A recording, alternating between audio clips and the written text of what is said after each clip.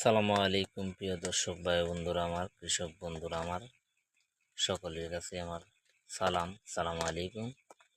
দেখতে পাচ্ছেন নেত্রকোনা জেলা সদর উপজেলা কুনিয়া গ্রামে গ্রীষ্মকালীন টমেটো চাষের যে প্রস্তুতি কাজ চলছে, যে গাছে গ্রাফটিং কলপ দেওয়া হচ্ছে, খুব সুন্দরভাবে কলপ দেওয়া হচ্ছে।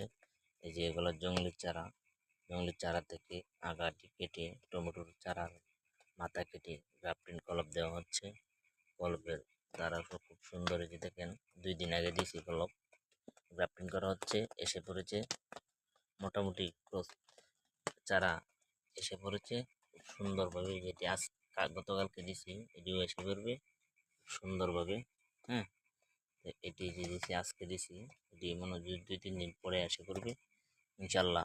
সবাই একটু ভিডিওটা দেখে শেয়ার করে দিবেন, একটু সাবস্ক্রাইব করে দিবেন সবাই যারা আগ্রহী করার জন্য। এগুলা আমাদের স্ক্রিনে নাম্বার দেওয়া থাকবে, যোগাযোগ করে চারা যদি সংগ্রহ করতে চান চারা পাবেন, পিস ক্লিপ সবগুলাই সংগ্রহ করতে পারবেন আমাদের কাছে যোগাযোগ করে।